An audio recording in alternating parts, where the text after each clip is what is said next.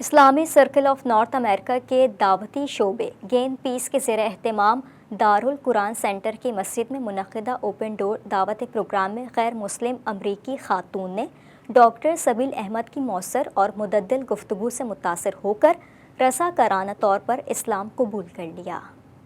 New York کے علاقے long island میں واقع دارالقرآن سینٹر کی خوبصورت مسجد میں اسلامی سرکل آف نارتھ امریکہ کے دعوتی شعبے گین پیس کے زیر اہتمام ایک بامقصد اور پر اثر اوپن ڈور دعوی پروگرام کا انعقاد کیا گیا۔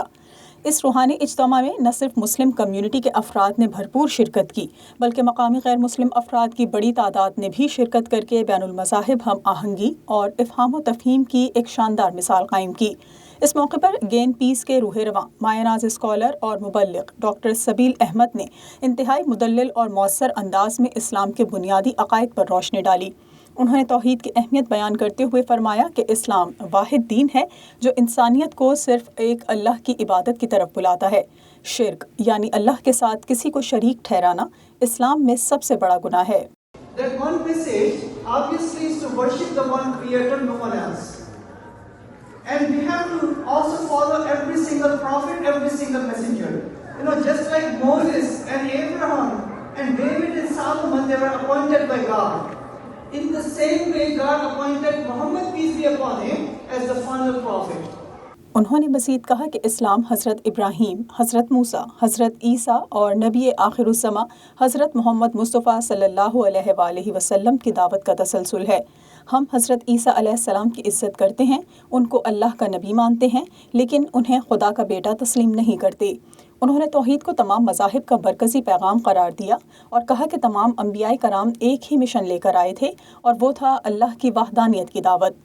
پروگرام کے دوران سوال و جواب کا سیشن بھی رکھا گیا جس میں شرکاء نے کھل کر سوالات کیے جن کا ڈاکٹر سبیل احمد نے نہایت تحمل اور حکمت سے جواب دیا۔ انہوں نے اس بات پر زور دیا کہ چاہے کوئی ہماری دعوت قبول کرے یا نہ کرے، ہمیں ایک دوسرے سے میل جول رکھنا چاہیے اور ایک دوسرے کے مذاہب کو سمجھنے کی کوشش کرتے رہنا چاہیے۔ The Quran is for the Christians and for the Muslims and for the Jews, every single person, because the same God that you worship, the same God that created you, also sent the Quran as your guidance also. So we also have to accept that to be as the last and the final testament. Just like you have the Old Testament, the New Testament, this is the last testament God has given for all of us. ان کی گفتگو کے دوران ماحول انتہائی پرسکون اور توجہ طلب تھا اور جیسے ہی پروگرام اپنے اختتام کے قریب پہنچا، ایک غیر مسلم خاتون اپنی نشست سے اٹھیں اور اعلان کیا کہ وہ اسلام قبول کرنا چاہتی ہیں۔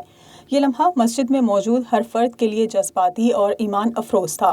ڈاکٹر سبیل احمد نے اعلان کرتے ہوئے کہا کہ ہماری یہ بہن آج اپنی رضا و رغبت سے اسلام قبول کر رہی ہیں۔ اس لمحے ان کے تمام سابقہ گناہ مٹ چکے ہیں اور یہ اللہ کے نزدیک سب سے پاکیزہ انسان ہیں۔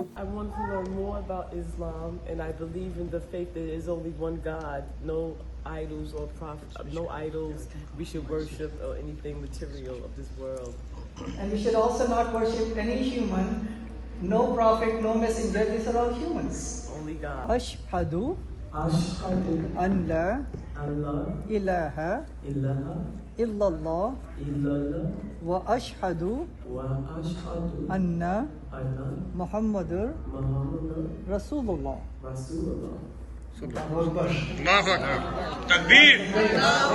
اس اعلان کے بعد خواتین نے آگے بڑھ کر اس نو مسلم بہن کو گلے لگایا، مبارکباد دی اور اپنی محبت کا اظہار کرتے ہوئے کہا کہ آج سے آپ ہماری فیملی کا حصہ ہیں۔ پروگرام میں شریک چرچ سے آئی ایک خاتون نے اپنے خیالات کا اظہار کرتے ہوئے کہا کہ میں چرچ سے آئی ہوں لیکن میرا دل چاہتا ہے کہ ایسے پروگراموں کا سلسلہ جاری رہے۔ میں بھی آپ سب کو اپنے چرچ آنے کی دعوت دیتی ہوں۔